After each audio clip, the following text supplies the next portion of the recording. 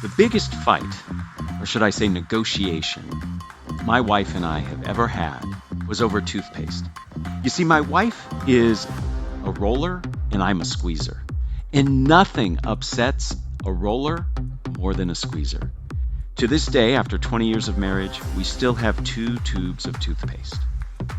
Welcome to Think Fast, Talk Smart, the podcast.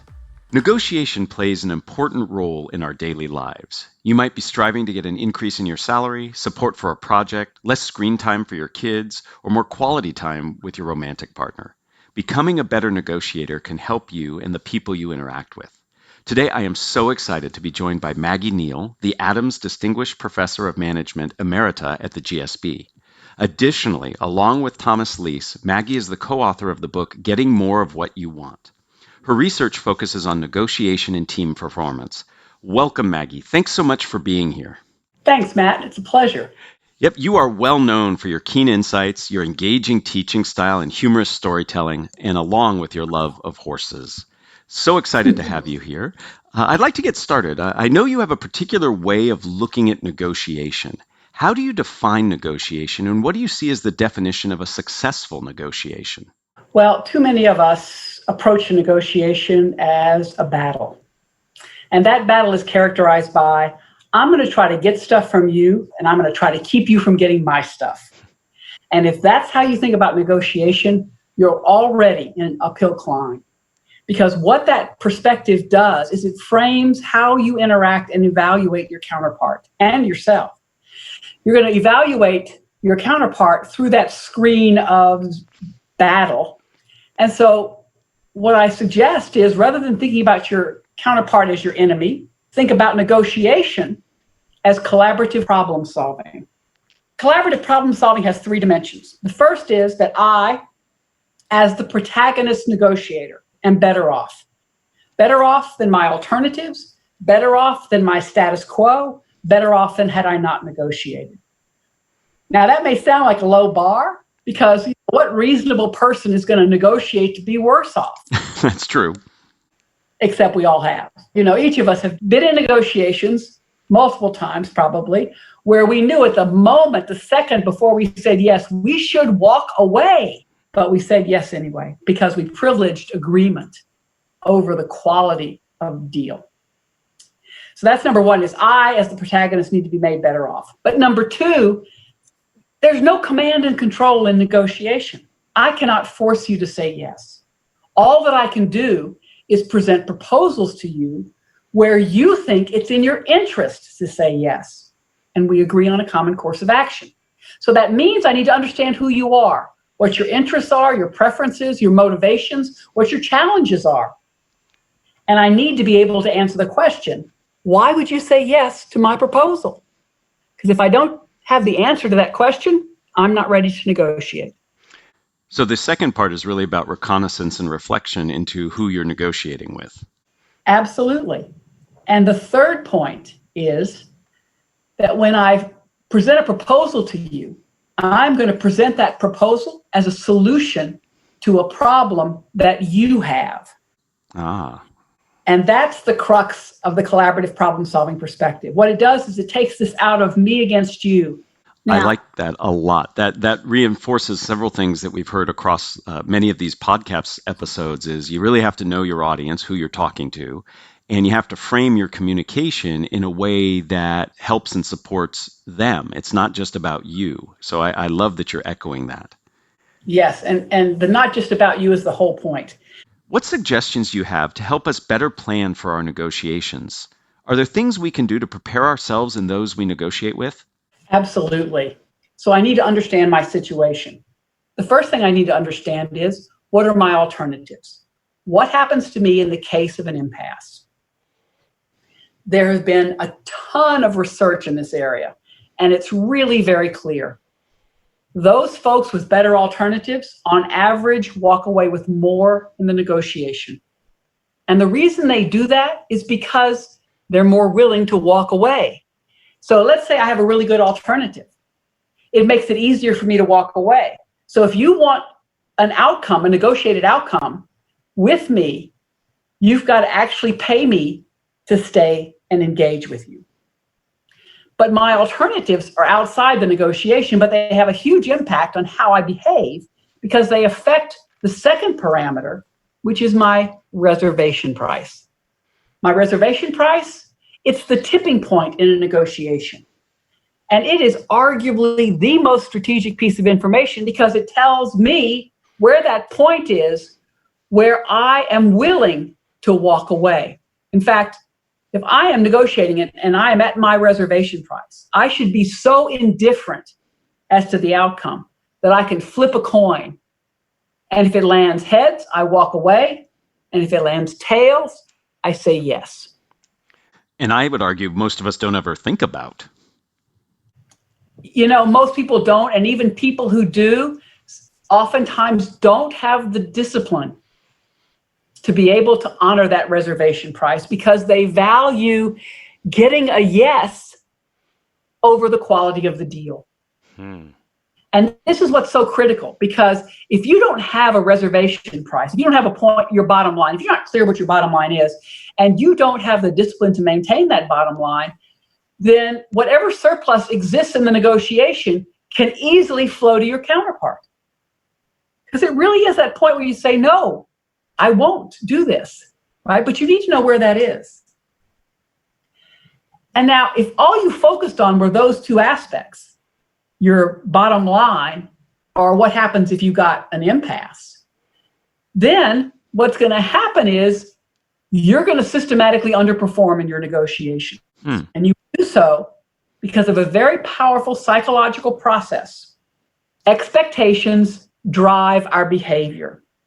So if my expectations about what I can get in this negotiation are centered on my bottom line or what happens to me if I get an impasse, if that's where my mind is, that's where I will end up.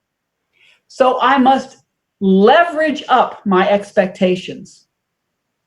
I must think about an aspiration.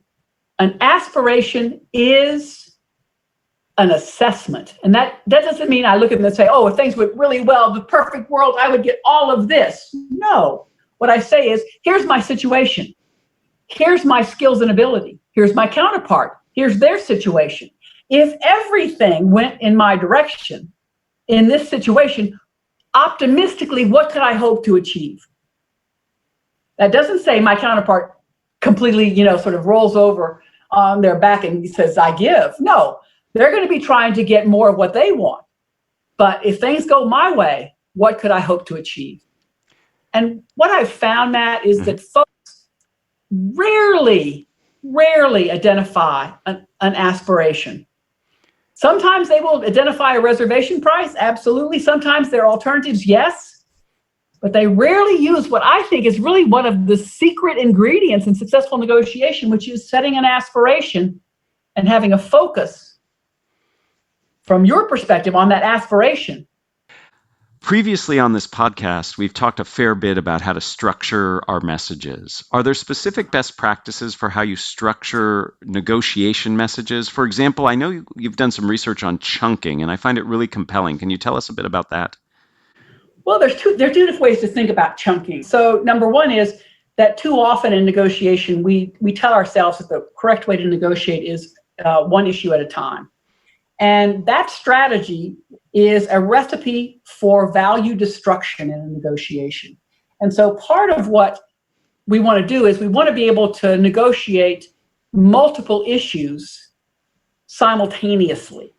And the reason we want to do that is because not every issue is equally important to both of us.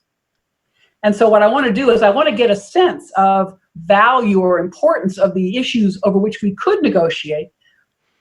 How important are they to you compared to how important they are to me? I'm quite willing to concede on an issue that's important to you, especially if it's not that important to me, in order to get a concession on an issue that's important to me.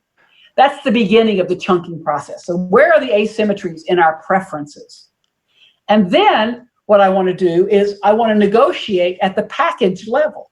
So think about, as you make a proposal, all the issues and kind of try to work with them all simultaneously. I want to craft a proposal that reflects our unique contributions, as opposed to, I want to win that issue, you won the last issue. I see. So in essence, chunking gives you multiple levers to pull that you don't have if you're going issue by issue. So often when we negotiate, we bring emotion to the party. We're frustrated, we're nervous, we're excited. What role does emotion play in negotiation? And do you have any guidance on how to handle our emotions in the heat of a negotiation? There's been a fair amount of research on the emotional aspect of negotiation. So the first thing I would like to say, which is sort of counterintuitive, is that emotions affect how we think, and the different types of emotions affect how systematic our thinking is. And so there's a fair amount of research that looks at what emotions encourage deep thinking versus encourage top of the mind thinking.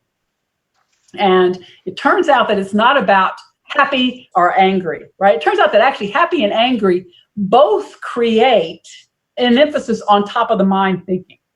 You want to sort of think about the emotions that actually get your counterpart to think deeply. And those are things like surprise or sadness. Those are emotions that actually are associated with much more deep information processing. Thank you for that information. We have a tradition on this podcast. Before we end, I'd like to ask everybody the same 3 questions. Okay. Question number 1. If you were to capture the best communication advice you have ever received as a 5 to 7 word presentation slide title, what would that be? I'd say insight often arrives from unlikely sources. Ah, I like that. Sounds like you've got some history with that advice. I do. Anything you're willing to share?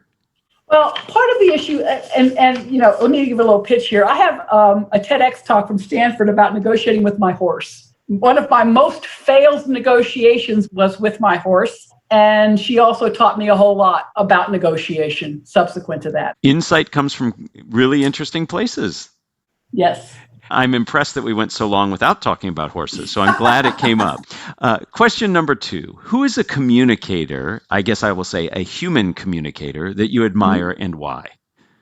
So I'm going to give you 2 because one of them is historic and one of them is current. Then Tony Fauci is an amazing communicator and has to manage such a tightrope, communicate to multiple and competing audiences simultaneously. I am just in awe of his ability. That's number 1. And I actually had the opportunity to work with him years and years ago when he was presenting some of his HIV research at a conference. And he is as authentic and genuine as you see him today. He was back then. He is who he is. And I think that's part of what makes him successful. Who is your historical reference? John Kennedy. Mm-hmm. And the reason is because John Kennedy moved an entire generation to do stuff they never thought they were going to do. And it even goes back to his inaugural speech, ask not what your country can do for you, but what you can do for your country. Many folks answered that call and began doing things like the Peace Corps and went out to basically change the world because that was what he asked us to do. So number 3. What are the first 3 ingredients that go into a successful communication recipe? First one is concern for the other. Mm-hmm. If I'm trying to communicate to somebody, I need to understand where they are. And I need to frame my communication in a way that meets them where they are. And then I need to sort of help figure out how that communication can move them to a place that I would prefer them to be. And so that's why I think, for example, negotiation is such an important skill. Maybe together we can come up with a better solution than either one of us could have imagined separately. What a great recipe that would make. Maggie, thank you so much. Your insights into negotiation will help all of us do a better job of getting what we want and fostering more collaborative relationships. I really appreciate your time. Thanks so much, Matt. It was great talking to you. Thanks for joining us for another episode of Think Fast, Talk Smart, the podcast. Produced by Stanford University's Graduate School of Business. For more information and episodes, visit gsb.stanford.edu or subscribe to our show wherever you get your podcasts.